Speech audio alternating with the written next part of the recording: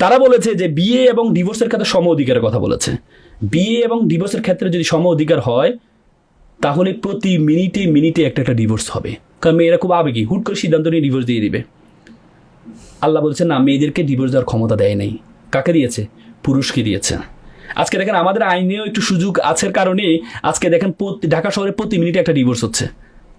বেশিরভাগ ডিভোর্স, আমি আইনজীবী বিষয়ে বলছি, বেশিরভাগ ডিভোর্স দেয় হচ্ছে নারীরা, কারণ সে আবেগী, সে হুট করে সিদ্ধান্ত নিয়ে নিচ্ছে।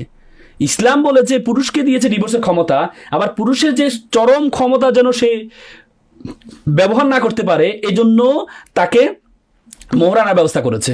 ডিভোর্স দাও, দ্বিতীয় 10 লাখ টাকা দিতে হবে। তখন এটা তার ব্যারিয়ার, তার চরম ক্ষমতাকে টেনে ধরছে, ব্যালেন্স অফ পাওয়ার। রাইট। কিন্তু নারীকে যখন দেওয়া হচ্ছে, নারী চিন্তা করবে যে আমাকে ডিভোর্স দিলে তো 10 লক্ষ টাকা পাবো, শুধু দিয়ে দিই, 10 লক্ষ টাকা দিয়ে মজা করবো। তার মানে কি আল্লাহর আইনের বিপরীতে আপনি যাচ্ছেন।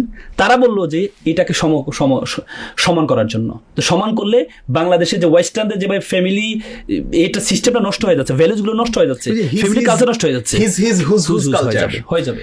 তাহলে তখন আসলে কেউ কারো দায়িত্ব নেবে না।